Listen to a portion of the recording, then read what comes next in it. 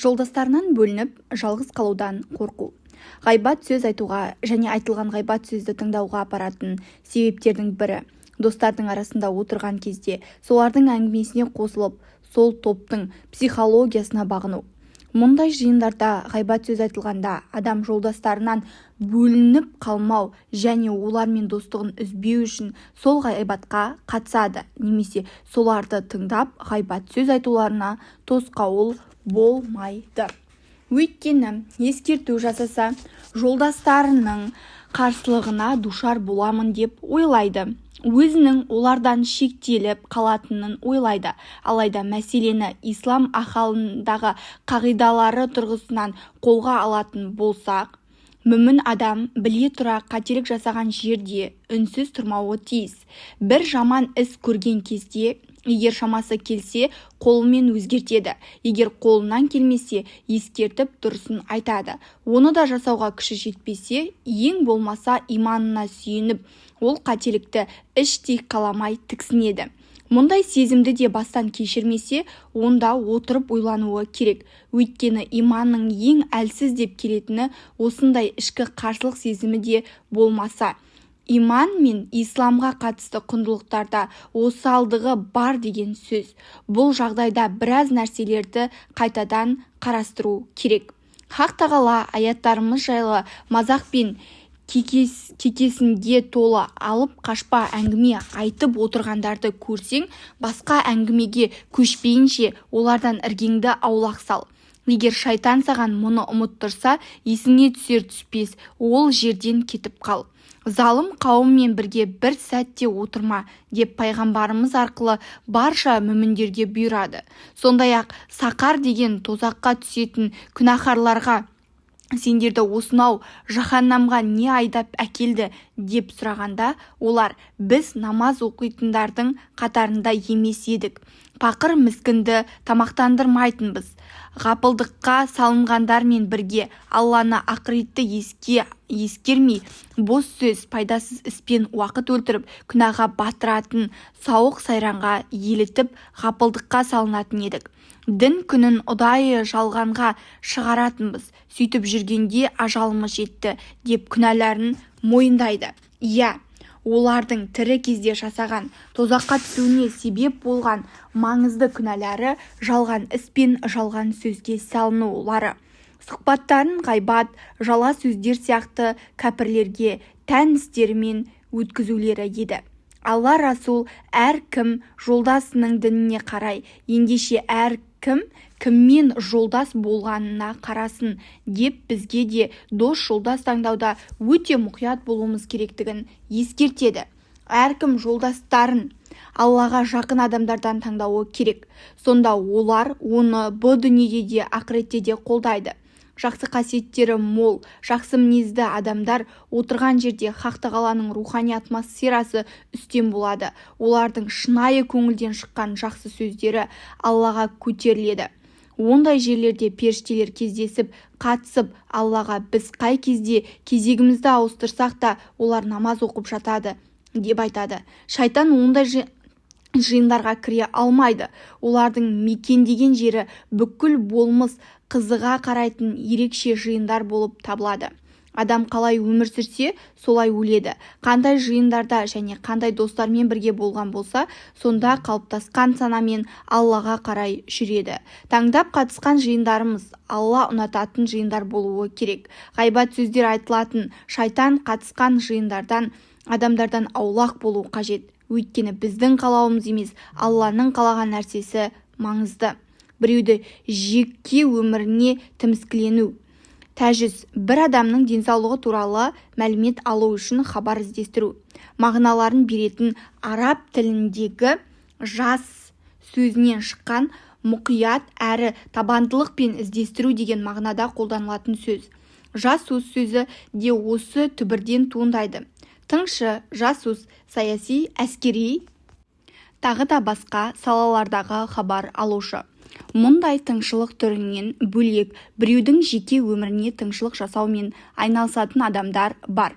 олардың ісі кім, қай жерде, қашан, кіммен бірге, не үшін, не істеді деген сұрақтарға жауап іздеуі, үнемі біреуді аңдумен өмір сүру. Алайда мұндай іспен айналысып, басқалар туралы құпия мәліметтердің соңына түсу қылмыс.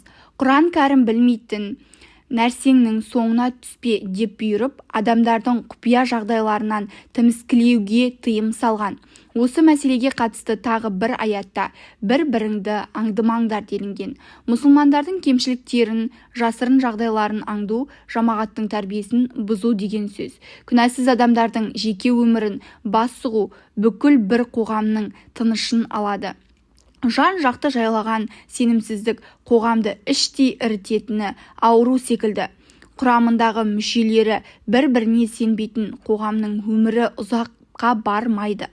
Пайғамбарымыз біреу туралы ойлаудан сақтаныңдар, өйткені бұл сендердің сөздердің ең жалғаны. Біреудің ісін тіміскілемеңдер, бір-біріңді құпия жақтарыңды шұқыламаңдар, бір-біріңнің сөздеріңді тыңдамаңдар.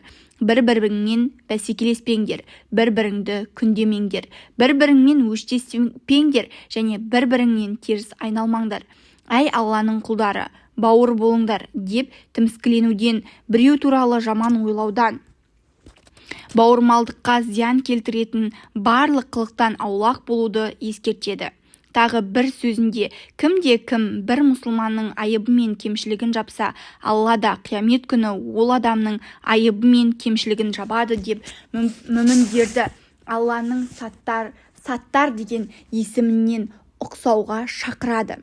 Малик ибн Әннәс айтады: Мединада сондай бір жандар бар екенін білемін. Кемшілігі жоқ адамдарды айыптап, оларға дақ салады. Тағы бір адамдарды білемін, айыптары бар, бірақ басқалардың айыптарымен шұғылданбайды, олар сөз етпеді.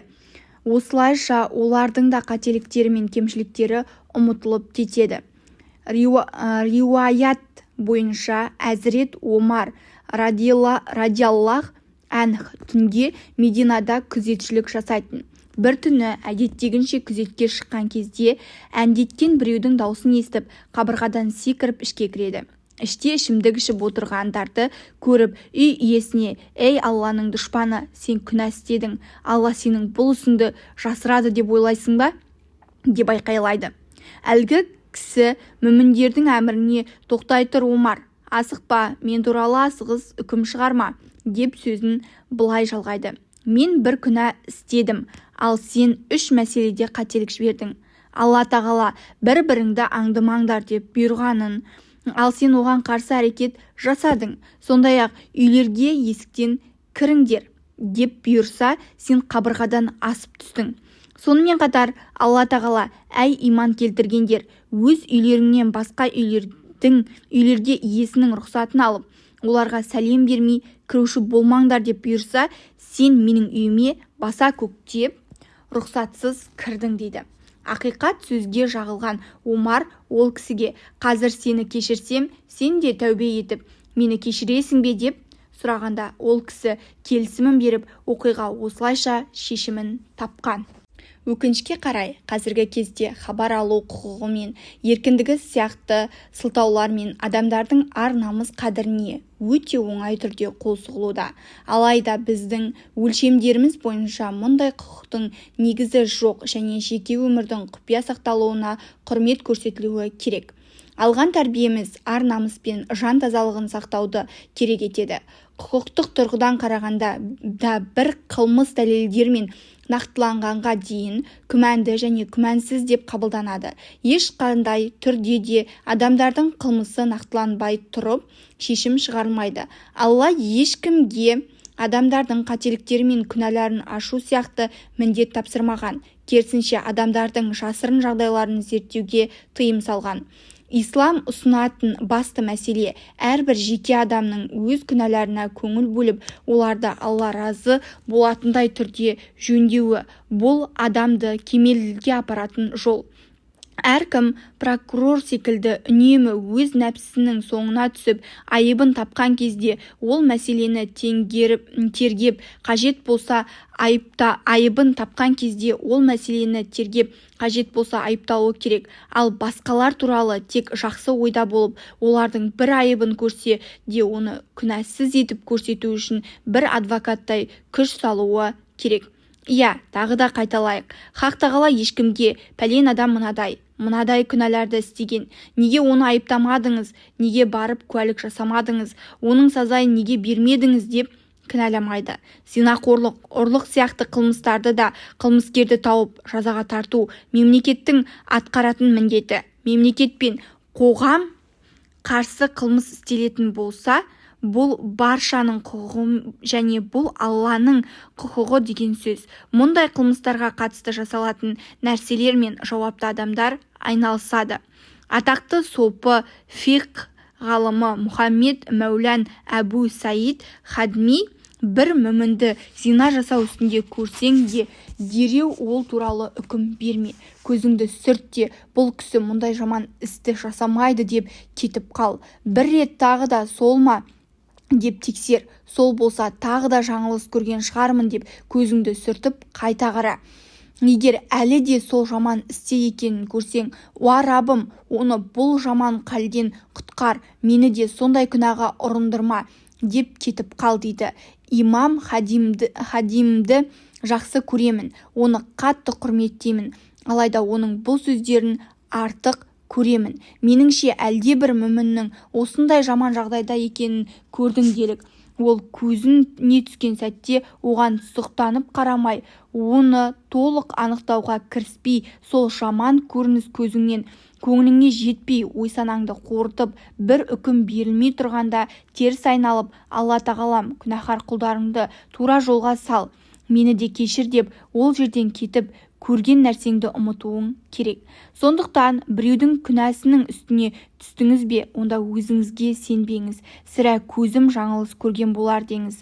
Көзіңізді алдамайтынын айтасыз ба? Қайдан білесіз? Бәлкім ол бауырыңыз туралы ойыңыз бұзылсын деп шайтан әдейі оның кейпінде көрінген шығар. Біреудің кемшілігін, айыбын ескерту мәрттік емес. Нағыз мәрттік сол кемшілікті мейлінше жауып, ол кемшілікті жою үшін хақ тағалаға дұға ету, одан ғибрат алу. Кім біледі, оның аяғын тайдырған Алла сізді де аяғыңыздан тайдыруы мүмкін. Осындай жақсы ойлардан ажырап қалмауыңыз керек. Назарымыз басқаның жеке өміріне ауған кезде-ақ отқа тиген қолдай дереу тартып алу керек. Өйткені өз қателіктерін көрмеген адамды өкініштен басқа ештеңе күтпейді. Біреу туралы жаман ойлау, тәжүсіп пен аңду жақын байланысы бар және ғайбатқа апаратын ең маңызды кеселдердің бірі. Жаман ойлау жүректің ғайбаты. Жүректе шешім шығару болып табылады. Жаман ойлау жүрегімен ақыл ойы мешелденген, жаратылысы бұзылғандардан шығатын жамандық. Ол қоғамның материалдық және рухани өміріне кесір тигізетін шайтани тұзақ. Хақ тағала мұны әй иман келтіргендер, күмәннан сақтаныңдар. Өйткені оның біразы күнә. Бір-бірлеріңді аңдымаңдар деп мүміндердің татулығы мен бірлігіне қауіп төндірмеу үшін жаман ойға бармауға тыйым салады. Алла мен мүміндер туралы жақсы ойлау уәжіп, олар туралы жаман ойлауға болмайды. Заңсыздыққа және күнәһарлыққа салынғандар туралы жаман ойлауға тыйым салынбағанымен ол сауап іс емес. Адамның заттар мен құбылыстарға көзқарасы қандай болса, оның мінезі мен рухтық құрылымы да уақыт өте келе сол түсінік шеңберінде қалыптаса бастайды. Жақсы етіп көру жақсы ойлауға себеп болса, жаман етіп көру жаман ойлауға себеп. Адамның мінезі мен рухтық құрылымын қалыптастыруына ой мен әрекет бір-бірін толықтыратын екі маңызды элемент болып саналады. жақсы етіп көруге өзін үйреткен адам әрдайым жақсы істер жасайды.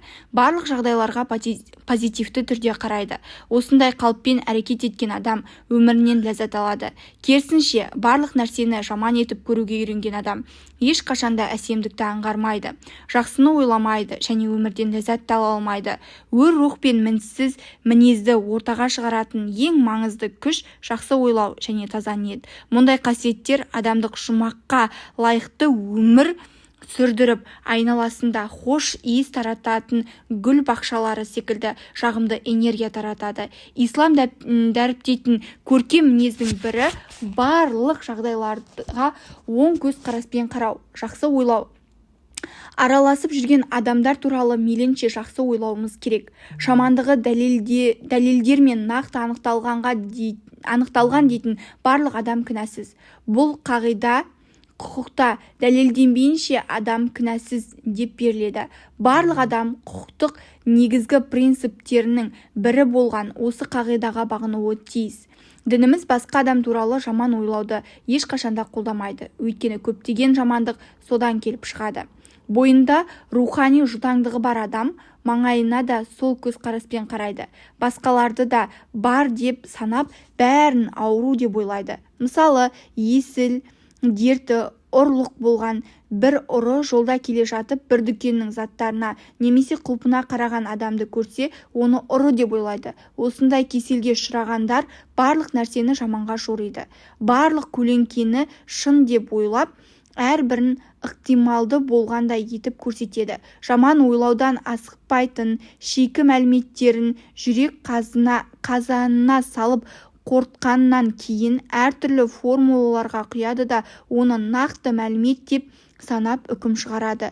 Сосын ой мен ықтималға құрылған қате үкімдерімен өздері айыптайды, жауапқа тартуға тырысады. Біреу туралы жаман ойлау мүмінге жараспайтын әрекет. Алайда бұл дерт қазіргі кезде өте кең тарады. Ең адал мүміндердің өзіне әсерін тигізеді. Ішкі дүниесі, санасы аздап шатасқан адамның ойын күмән, екі ойлық және жаман ниет басатыны анық. Кейде бір адамның сөзіне байланысты немесе бір сәттік халіне қарап, оның жерден алып жерге салу түрінде көрініс беретін бұл күнә шаян секілді мүміндердің жүрегіне оны таратады. Алайда бұл дүние мен ақыретте жол көрсетушіміз деп қабылдаған Құранымыз құлағымызды өсектен сақтауды, жаман көріністерге көз жұмуды, басқалар туралы ойымызға келген жаман ойлардан арылуды, тілімізді жаман сөздер айтып ғайбаттаудан сақтауды бұйырады. Бұл әрекет ету Алланың ақылақымен жүру деген сөз. Өйткені Раббымыз ешкімді жалғыз бір кемшілігіне байланысты жазғырып, оны рақымдылығынан мақрұм етпеген. Әлемдегі соншама күнәлі істерге қарамастан Алла аспаннан жаңбырды тоқтатқан жоқ. Берекелі топырағы мен дастарханымызды түрлі нығметтерден толтыруда. Сахабалар кезеңінде бір кісі әлде бір қауымға соғып сәлем береді. Олар сәлемін алады, бірақ сәлем берген кісі кеткен соң қауымның ішінен біреуі ол туралы «Уаллахи, мен осы біреуді тегі ұнатпаймын» дейді. Естігендер сөзің құрысын, айтсаң көзіне айт десті.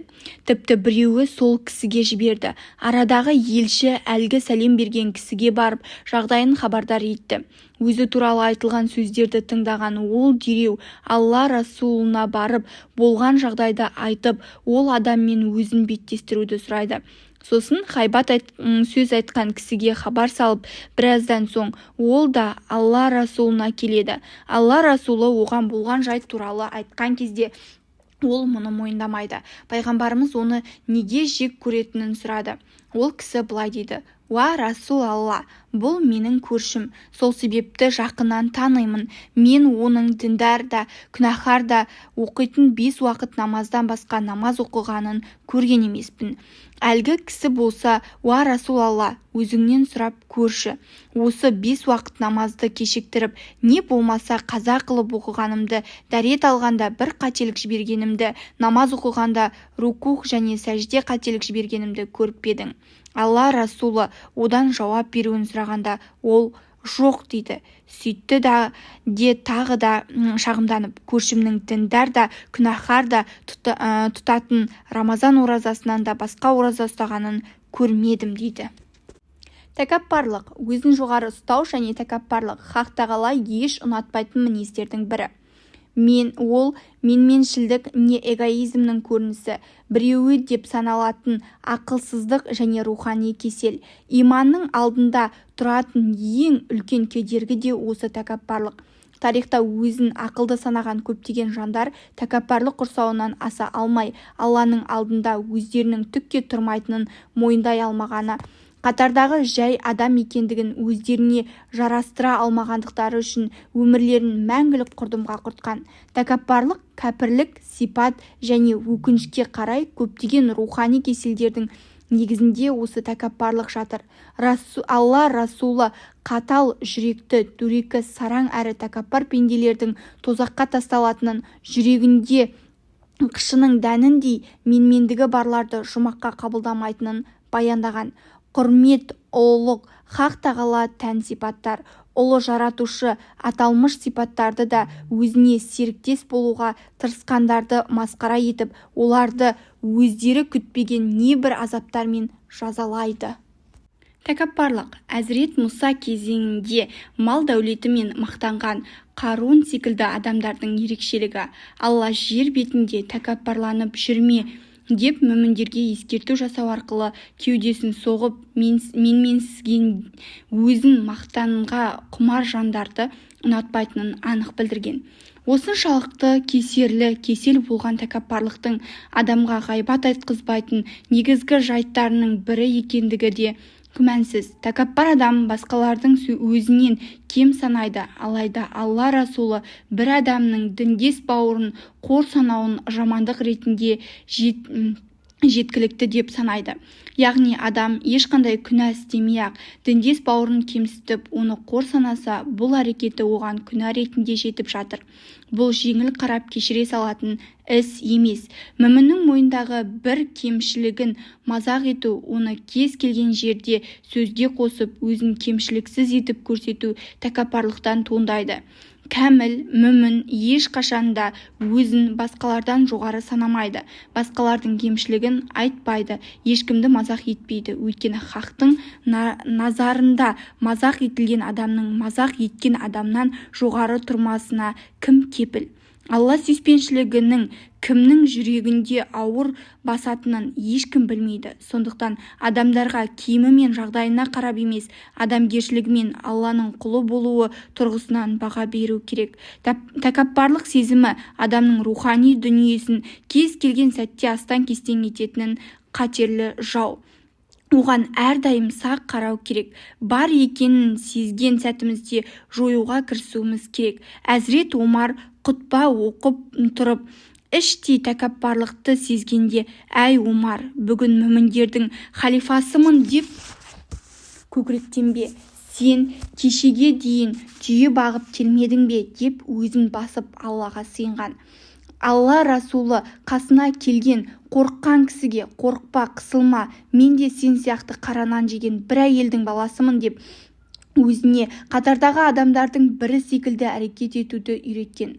Ақиқат мынада: тәкаппарлық сияқты осалдықты жеңу, ғайбатты да қамтитын көптеген рухани кеселдің алдын алады. Қаншалықты кішіпейіл болсақ, Хақ құзырында да, адамдардың назарында да соншалықты жоғарылаймыз. Ал керісінше менмендікке салынсақ, соншалықты төмендеп Хақтың да, халықтың да таразысынан да жеңіл, құнсыз адамға айналамыз. Рахманның сүйіспеншілігіне және Рахманның сүйген құлдарының сүйіспеншілігіне бөленгісі келген жан кішіпейілдігі мен қарапайымдығынан танбасын. Қатардағы адамнан өзін жоғары санамасын. Қолымнан тілімнен адамдарды кемсіткен әрекеттерге барушы болмасын.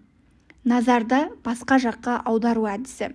Имам Ғазали да тоқталып өткендей, ғайбатқа апаратын жолдардың бірі адамның өз кемшіліктері туралы айтылмасын деп басқалардың кемшіліктерін сөз етуі. Басқаның иығына шығып ұзын бойлы болып көріну қаншалықты күлкілі нәрсе болса, басқаның кемшілігін өзіне қорғаныш етуде сондай жаман нәрсе. Кейбіреулер өз кемшіліктері туралы сөз қозғағанда өздерін қорғау үшін осындай кемшіліктерді пәлен адам да жасап жүр ғой дейді. Алайда жаман нәрселерді үлгі етуге болмайды. Күнәнің аты күнә. Кім істесе де сол күнәһар. Сол себепті адамдардың кемшіліктерін беттеріне басу айып болумен қатар өзі сыналған жерде басқаларды да сынап ғайбаттау да қатес. Басқалардың жасаған қателігіне қарап біз де жасауымызға болады екен деп ойламау керек. Өзімізді таза етіп шығару үшін басқалардың кір киімдері туралы айту ислам ақылақасына еш жараспайды. Өзіне назар аударту. Кейбіреулер отырған жерінде өзі туралы айтып, өзіне назар аударылғанын қалайды. Бұған ешқандай себеп таба алмаса, басқаларды өсектеп ғайбаттайды. Сөйтіп өзін жоғары көрсеткісі келеді. Басқалардың кемшіліктерін айту арқылы өзін көрсетіп, назарды өзіне аударғысы келеді. Пәленше анандай, пәленше мынандай деп. Бірақ мен ондай емеспін. Менің мынандай игіліктерім бар деген түсініктерді сіңіргісі келеді. Бұлай әрекет ету басқа да ғайбатты тудыратын себептер секілді рухани босаңсудың көрінісі. Жүрегінде ықыласы бар адам басқаның қолпаштағанына алданбайды. Бұл ілтипаттар, қолпаштаулар жалын секілді немесе судың бетіндегі көбіктер секілді мағынасыз бос нәрселер. Тұрақты әрі береке әкелетін нәрсе Алланың разылығы. Ол ең үлкен мақсат. Одан басқа барлық нәрсе алдамшы, аяқ тайдыратын тұзақ. Қадірлі ақылды адам ілгеріде өзіне берілетін гауһарларды, алмастарды жолда кездескен жай тастарға ауыстырмайды. Сабырлылық танытып, істің ақырының Алла разылығы алумен бітетініне үміт артып, өмірін сол жолға арнайды.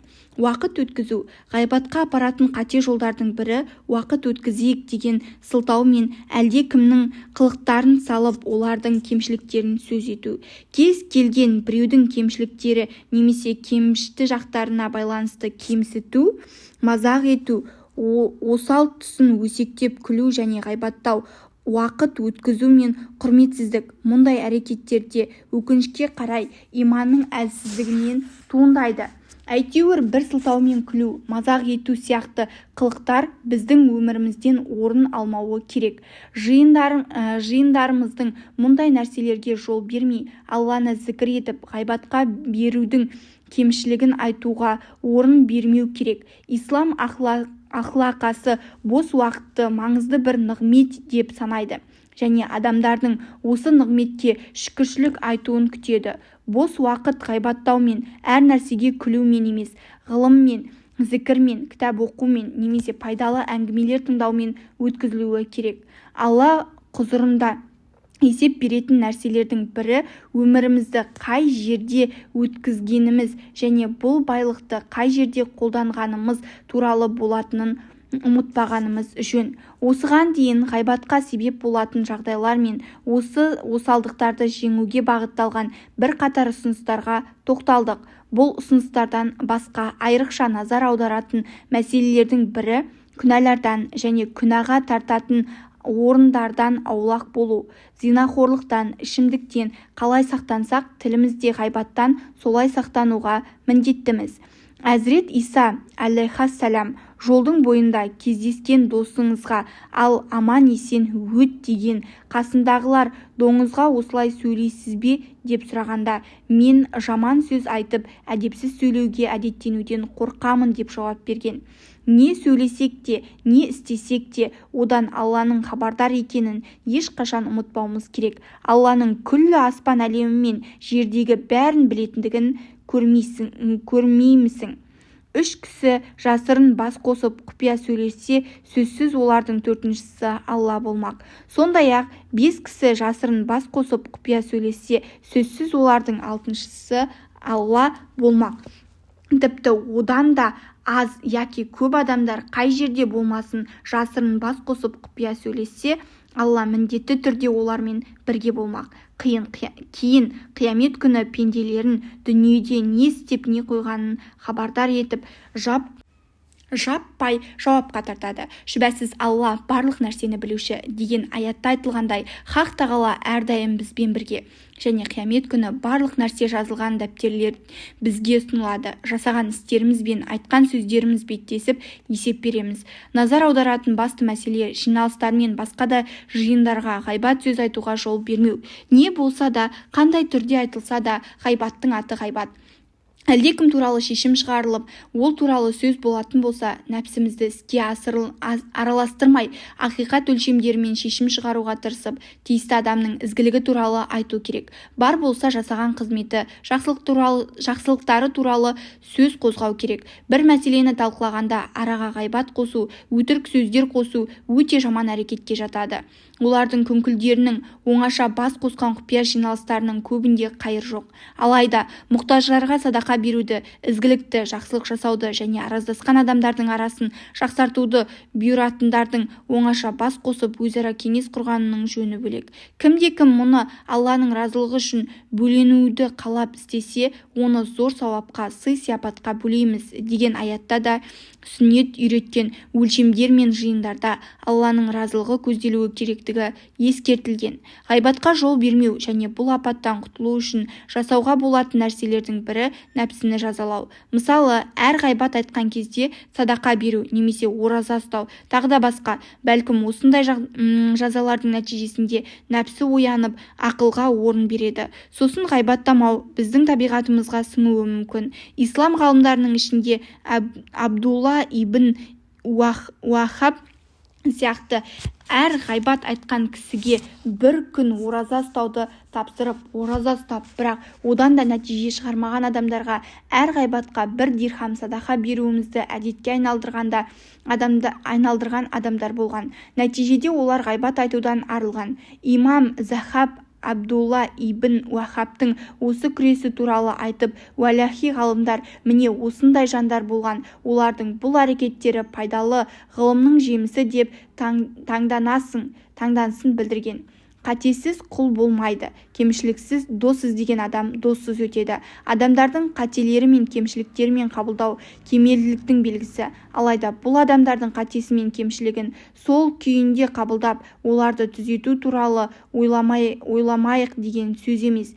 Түзетуге болатын қателіктер бар, түзетуге келмейтін қателіктер бар. Bir қатар осалдықтар мен нашар әдеп секілді кемшіліктерді әрине түзетуге болады. Алайда Алланың жазуы деп саналатын дене бітім кемшіліктерін түзету мүмкін емес. Олардың Алланың ісі деп қабылдап, бізді осындай ауру кемшіліктерден сақтаған Аллаға шүкір етуіміз қажет.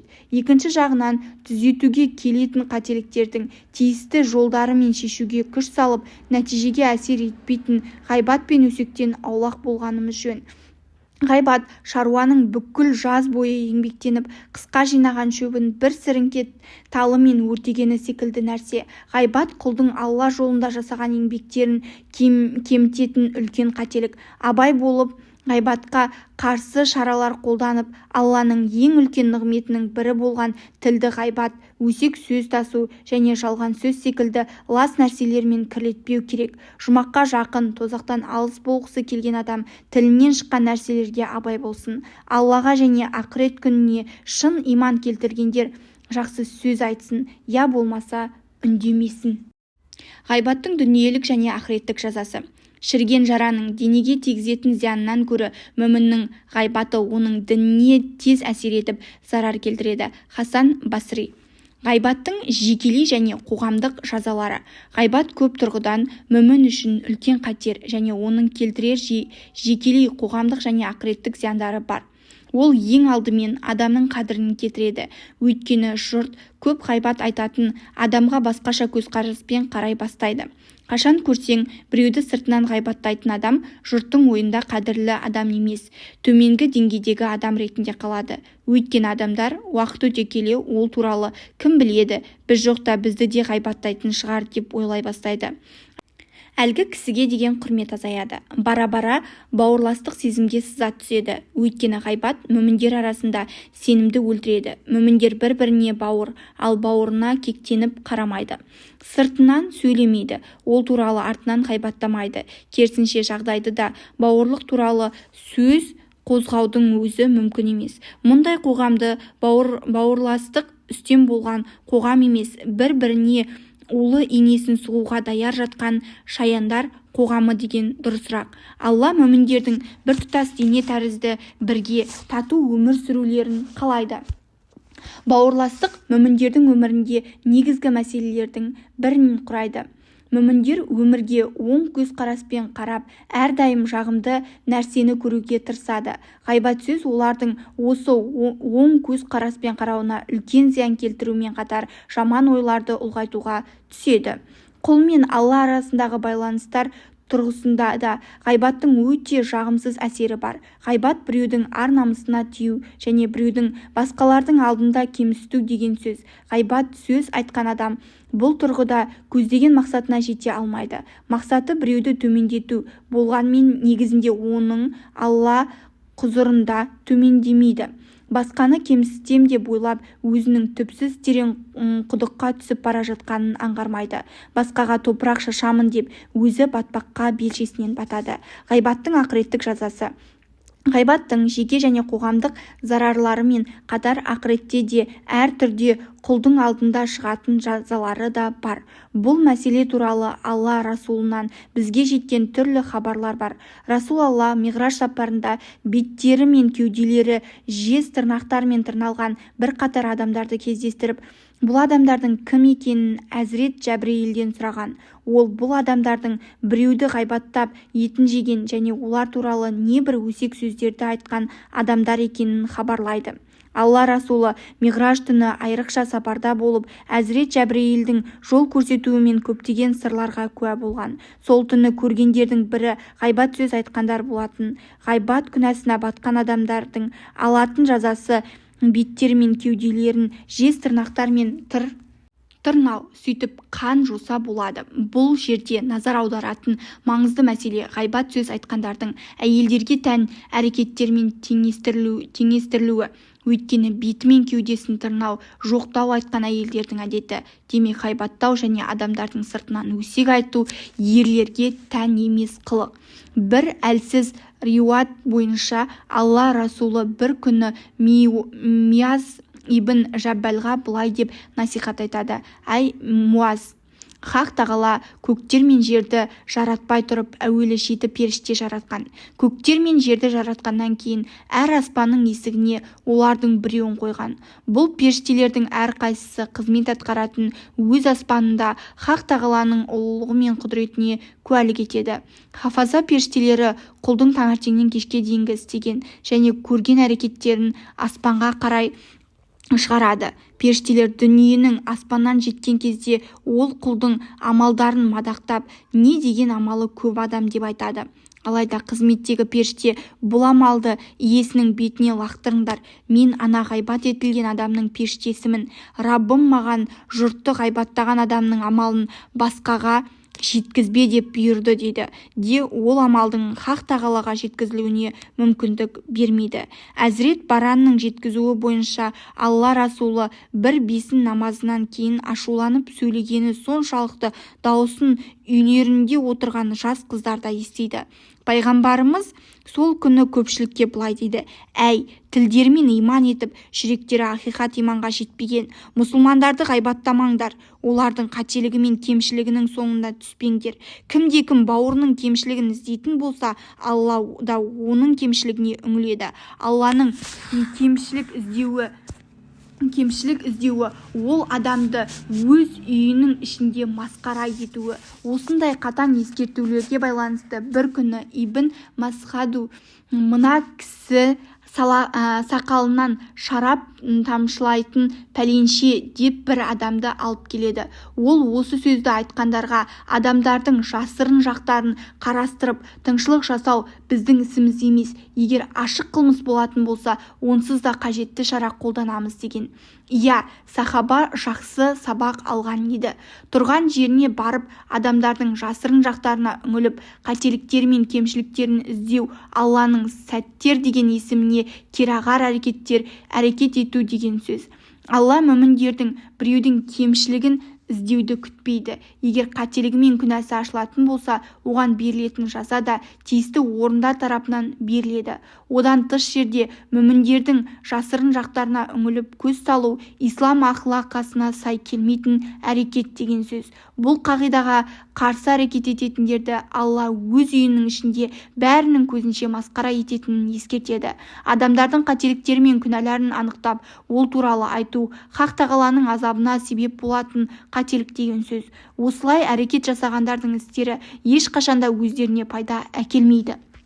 Әзірет Жабир Алла Расулымен болған бір естелігін былай жеткізеді. Бір күні Расул Алламен бірге келе жатып, екі қабірдің жанына кірдік. Ол кісі қабірлердің азап шегіп жатқанын айтты. Сосын бұлар үлкен күнә жасағандықтан азап көріп жатқан жоқ. Жылап, бірі іш дәретсіз жүретін,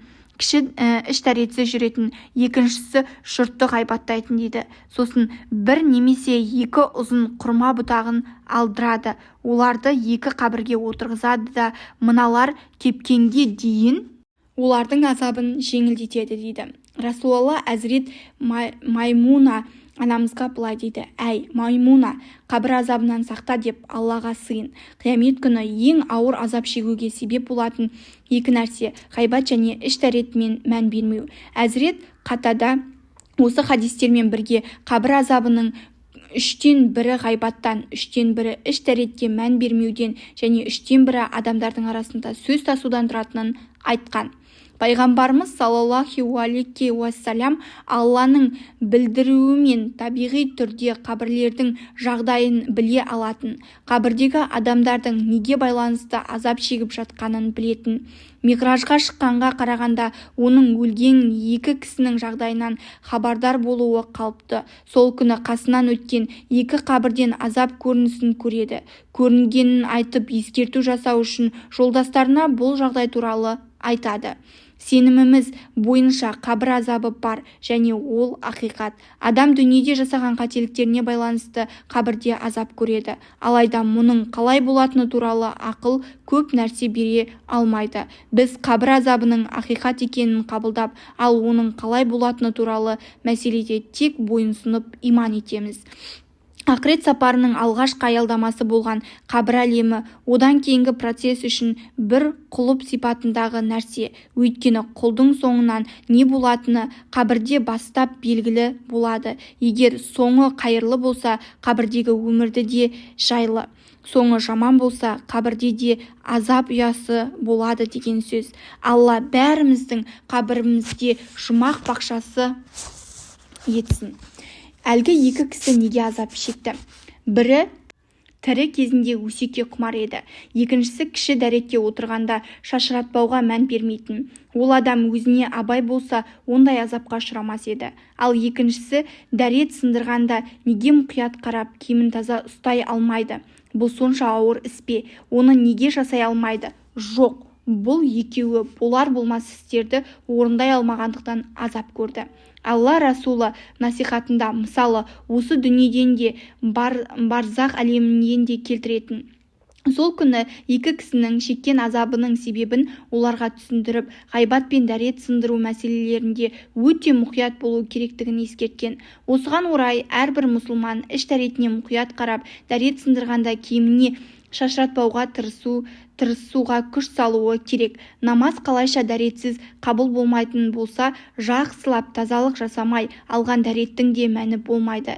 Дәрет алғаннан кейін бір тамшы зәр ақса да, егер ауру болмаса, ол дәретті бұзады. Дәрет сындырған кезде зәрдің келмейтініне толық сенімді болған кезде барып іш дәрет алуы керек. Сонымен қатар ол дәрет сындырғанда да сақ болып, намаз оқитын киімдерін қолынан келгенше таза ұстауға тырысуы тиіс.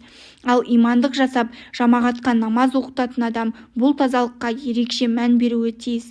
Олардың киімдерінде тырнақтай нәжістің болуына жол бермейді. Бұған ұқыппен қарау мүміндер сыртқы тазалыққа үлкен мән берумен қатар ауыз тазалығына да күтуі тиіс. Алланың құзырына оның ең жақсы көретін иісі ораза ұстаған адамның аузынан шығатын иіспен бару керек. Ол үшін тілімізді ғайбатқа жібермей ораза ұстайық. Бұл ораза ұстай алғандар қабірде рахат көріп, Алланың құзырында күтпеген сыйға бөленеді. Бұл жерде назар аударатын бір мәселе бар. Алла Расулы азап көрген екі кісінің не себепті азап шеккенін түсіндірген кезде бірін зәрден, екіншісін ғайбаттан сақтанбау етіп көрсетеді. Адамның кіші дәретке мұқият көңіл бөлмеуі қалайша дәретпен оқылатын ғибадаттарына әсер етсе және оларды қалай жоятын болса, ғайбаттың да дұрыс амалдарды жойып жіберетін жағымсыз әсері бар. Кейбір риуаяттарда ғайбаттың дәреті намазды және оразаны құртатындығы айтылса, іші дәрет мәселесіндегі кемшіліктер де ғибадатты құртады. Көптеген адамдар толық дәрет алдым, намаз оқыдым деп ойлайды, бірақ алған дәрет дұрыс емес, оқыған намазы да қабыл емес. Неліктен? Өйткені қажетті дайындық толық жасап, тазалыққа мұқият қарамайды. Мұны байқау маңызды. Ғайбат та солай. Кейбір адамдар намаз оқиды, ораза ұстайды, қажылыққа барады, алайда бір жағынан үнемі біреуді ғайбаттап жүреді. Олар бір жағынан жұмақты сарайларының кірпіштерін қалап жатса, екінші жағынан оларды қиратып жатқанын білмейді. Намаз оқып бір кірпіш қалайды, бірақ ғайбат сөз айтып қабырғаны теседі. Бұл үлкен қателік. Иә, өте ұқыпты болуды қажет ететін жерде өмір сүріп жатырмыз. Әрекетіміздің әр материалдық әрі рухани тұрғыдан жарқырап, тап-таза түрде Аллаға көтерілуін қаласақ, өзімізді осы мәселелер тұрғысынан да бақылауға алуымыз керек. Пайғамбарымыздың кезеңінде Майыс деген бір сахаба өлім жазасына тартылады. Майыс Аллаға иман келтірген кісі болатын.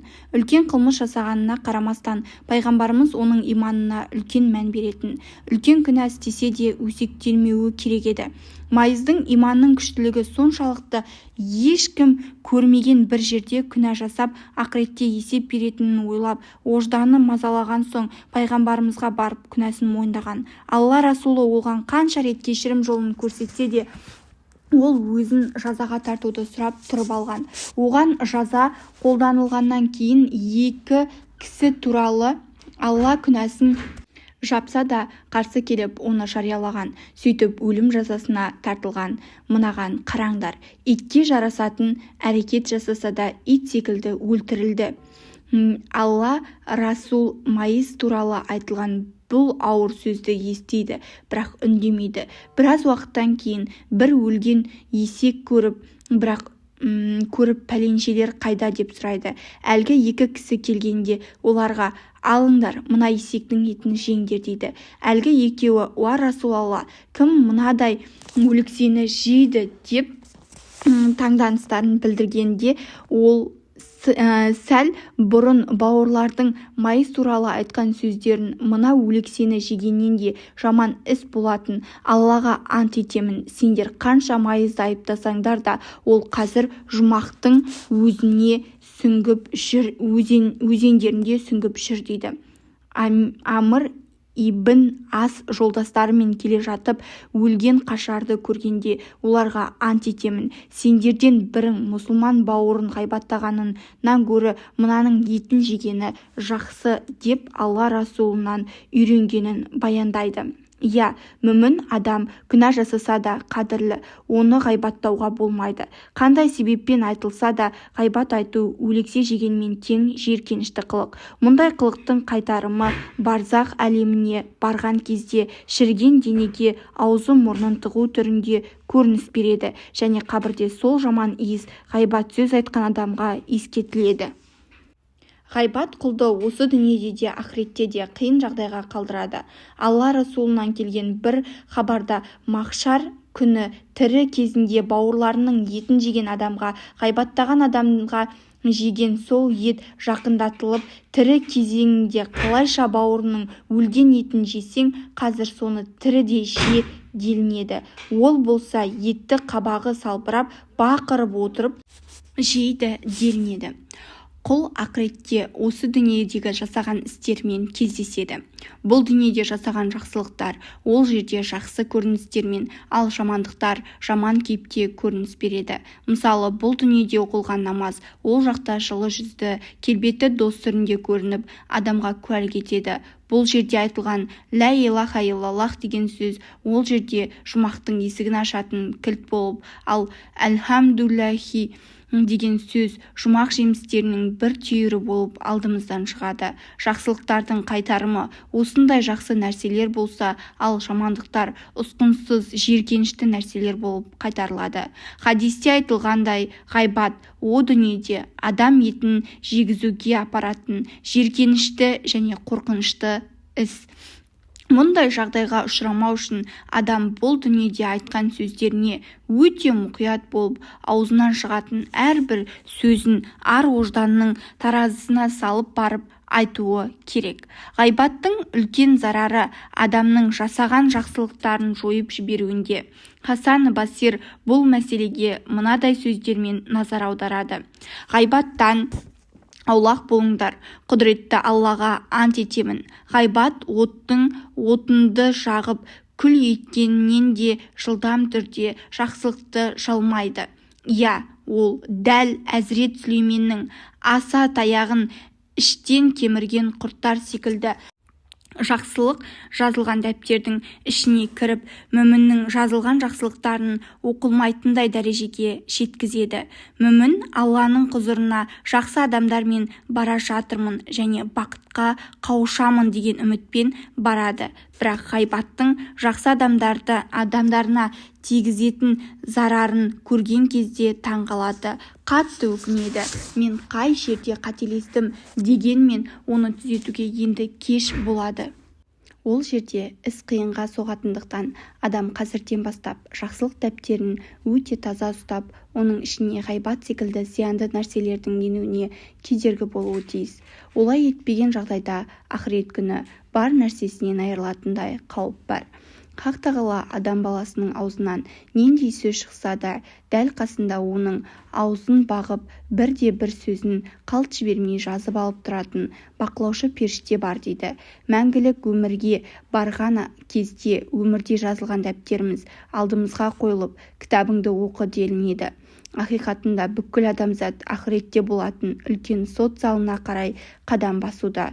Күні келгенде бүкіл адамзат баласы Хақ тағаланың құзырында жасаған істерінің есебін береді және жақсылықтарының қайтарымын жұмақ жемістері түрінде алады, ал жамандықтарының жазасын тозақ ағаштары түрінде көреді. Ұлы кездесу болып табылатын ақырет күнінде ғайбат сөз айтқан адамның жақсылықтарының бір бөлігі ғайбаттаған адамына беріліп, ол адам солай жазаланады. Бір аятта ақырет күні құлдың өмірдегі дәптерінің алдына қойылатындығы, құлдың өзі істемеген кейбір жақсы істерді көретіндігі туралы айтылады. Құл, «Уа Раббым, мыналар қайдан келген? Мен мұндай нәрсе жасаған жоқпын» деген кезде, оған «Сенің хабарыңсыз сені ғайбаттағандардың жақсылықтары» деген жауап беріледі. Басқа бір құлға осылайша есеп дәптері берілгенде істеген жақсылықтарын көре алмай, «Уа Раббым, мен мынадай кезде мынадай жақсылық жасаған жоқпын ба едім» деп сұрайды оған. Адамдарды ғайбаттағаның үшін олар өшірілді деп жауап береді. Егер ғайбаттаған адамның жақсылықтары таусылып қалса, онда ғайбатталған адамның күнәларына алынып, ғайбаттаған адамның күнәсіне қосылады. Жақсылығы ауыр басса құтылады, ал жамандығы ауыр басса, ол адам Алланың рақымшылығы болмаса жазасын тозақта өтейді.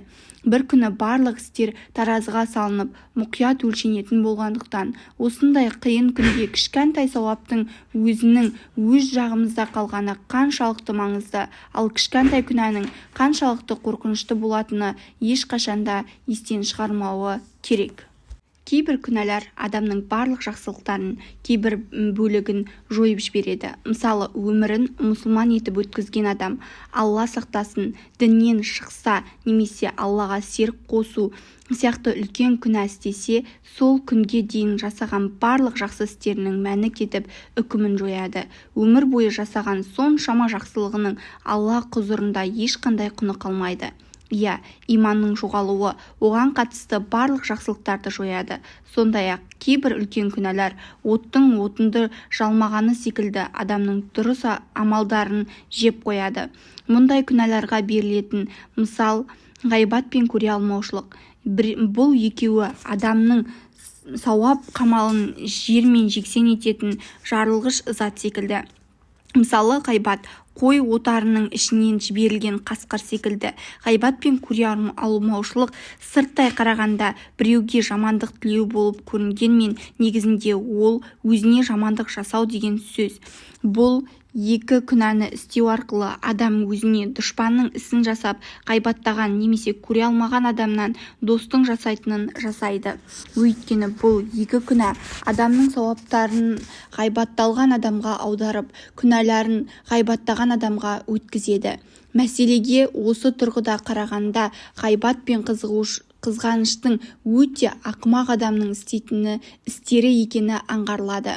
Хасан Басир өзіне мені ғайбаттағаныңды естідім деген адамға сені сауаптарым мен жақсылықтарыма үстем еткендей қадірлі адам деп санаймын деп жауап берген. Абдулла ибн Мүбарак: егер біреуді ғайбаттайтын болсам, ата-анамды ғайбаттар едім. Өйткені менің сауаптарымды алуға ең лайықты адамдар солар деп бұл ақиқатты әдемі түрде жеткізеді.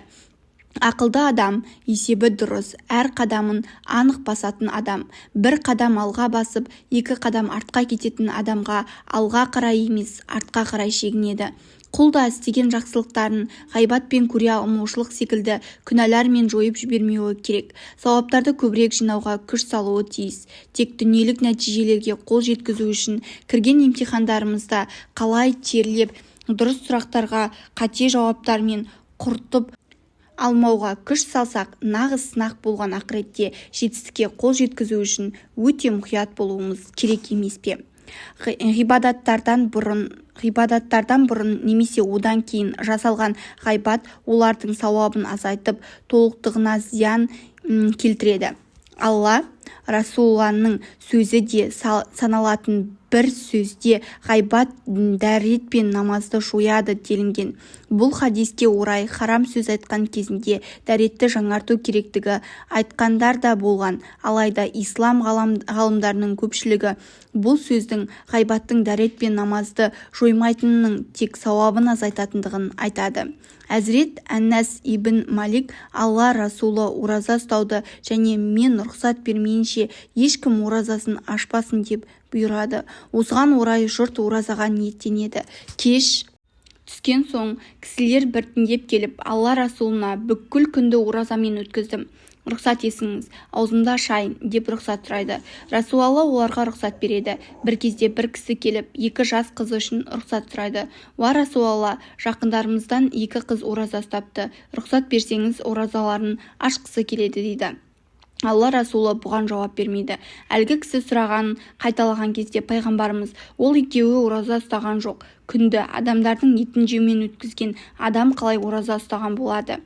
Бар да оларға былай де: егер ораза ұстадым дейтін болсаңдар, құсыңдар. Әлгі кісі барып осы сөзді екі қызға жеткізеді. Олар бұл бұйрықты орындап, екеуі де қан құсады.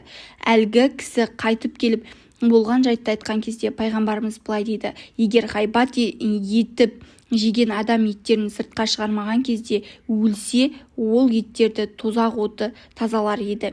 Риуат бойынша ораза ұстаған екі кісі Харам мешітінің есіктерінің бірінің жанында отырғанда қастарынан бұрындары қыз текелікке әдеттенген, бірақ кейін түзелген бір кісі өтеді. Екеуі бұл немеде әлі де қыз текелік байқалады дейді. Сосын олар мешітке барып намазға тұрады. Намаз кезінде жаңағы айтқан сөздері еске түсіп, мазалар кетеді. Сәлемнен кейін екеуі бірге ғалым ата ибн Рабатқа барып мәселені жеткізеді. Сонда ата оларға қайта дәрет алып намаз бен оразаларын қаза етуді тапсырған екен. Иә, ғайбат сөз жасалған ғибадаттардың сауабын жояды. Мүмін адам бар өмірін жақсылық түйсігімен өткізуге арнап, ғибадаттарын және барлық әрекеттерін Алланың өзін көріп тұрғанынан ойлап жасауға тырысуы керек. Құлшылығын толық орындауы тиіс. Жасаған жақсы істеріне ғибрат секілді күнәнің зарар келтіруіне еш жол бермеуі қажет. Өкінішке орай, қазіргі кезде құлшылық өмірінде көп кездесетін қателік. Бір жағынан Алланың қалаған нәрселерін орындауы болса, екінші жағынан оның ұнатпайтын нәрселерінде жасалуы. Алайда парыздар мен харамдар арасында қашықтық мұншалықты жақын болмауы тиіс. Намаз оқуға мешітке келіп, намазды жамағатпен оқығаннан кейін мешіттің бақшасында басқаны ғайбаттамау керек. Мүмін адам Алла үшін бір жерге жиналып Құран оқыған, иллахи сұхбаттар тыңдаған әйелдер бір-бірін ғайбаттауға бармауы керек. Бір жағынан сауап алу мақсатында дәрет алу, мешітке бару, намаз оқу және сұхбат тыңдау секілді жақсы істер істеп, одан соң барлық осы істердің үстіне ғайбаттың төгілмеуі тиіс. Бұл жағдай құлдық сана мен ғибадат өміріне қайшылық емес пе? Алайда саналы мүміндер бұлай жасамауы тиіс. Егер керісінше жасайтын болса, өздерін бақылап, қалай болса да ауыздарына ие болып, жақсылық дәптерлерін жазған сауаптарын тілімен өшірмеулері керек.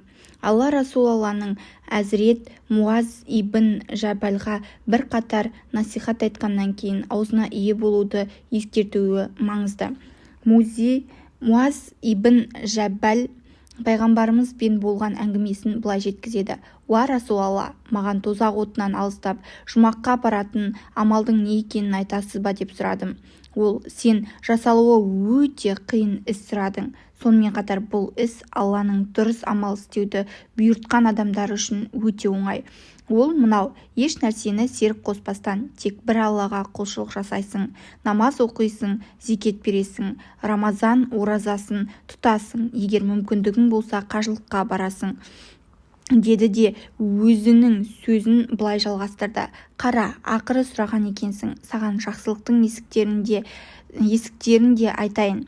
Ораза тозаққа және оған апаратын күнә жолдарынан қорғайтын қалқан. Садақа судың отын сөндіретіні секілді күнәнің ізін өшіреді. Адамның түн ортасында тұрып оқыған намазы күнәларының ізін сүртеді әрі сыпырады. Оның пайдасын санап бітіре алмайсың деп мына аятты оқыды. Олар түн ішінде төсектерін тәрк етіп, бір жағынан Алланың қаһарынан қорқып, екінші жағынан шексіз мейірімінен үміт еткен, кейде Раббыларына жалынып дұға етеді. Сондай-ақ өздеріне ризық несібе ретінде берген нығметтерінің бір парасын ізгілік жолында жұмсайды.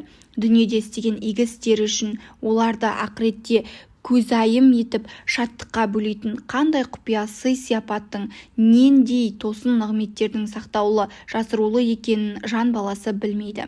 Алла Расулы осындай керемет ұсыныстарынан кейін былай дейді: саған діннің басты негізін, тірегін және ең жоғары шыңын айтқанымды қалайсың ба дейді.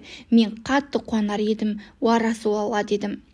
Ол діннің басты негізі ислам, калима, шахат айту, тірегі намаз, шыңы жихад дейді. Сосын саған осылардың бәрін жүзеге асыруды жеңілдететін және оларды ұстап тұратын нәрсені де айтайын ба дейді. Мен өте жақсы болар еді, дедім. Сол кезде қолымнан тілін көрсетіп, мынаны өзіңе қарсы нәрселерден аулақ тұт, орынсыз жерде көп сөйлеме дейді. Мен таңданып, уа Расулалла, біз айтқан сөздерімізбен де сұраламыз ба дедім. Ол, анаң сені жоғалтсын, ей Муаз, адамдардың тозаққа апаратын нәрсе аузынан келгенді айту емей енді не деді. Пайғамбарымыздың діннің ең биік шыңына шыққаннан кейін тіліңе ие болмай, терең шыңырауға, тозаққа құлдыраудан сақтаныңдар. Шыңға шыққан соң сол жерде тұрақтап қалуға да күш салуымыз қажет. Бұл үшін ең басты нәрсе мың ойланып бір сөйлеу және хақ разы болатын мәселелерді айту. Бір кісі Хасан Басирге келіп, пәленше деген кісі сені ғайбаттады дегенде, ол құрма толы бір табақты ғайбат айтқан кісіге жіберіп, оған былай деуін тапсырады: естуімше, сен жақсылықтарың мен сауаптарыңның маған сыйлық жасапсың. Мен соның қайтарымы ретінде мына құрманы сыйлағым келеді. Сенің сыйлығыңды толық қайтара алмағаным үшін мені кешір. Махшар күні пайғамбарымыздың тақырға отырушы деп сипаттаған адамдардың қатарынан болмау үшін іс-әрекетімізге және сөзімізге мұқият болуымыз керек. Көп жақсылық жасау адамды алдатпауы тиіс.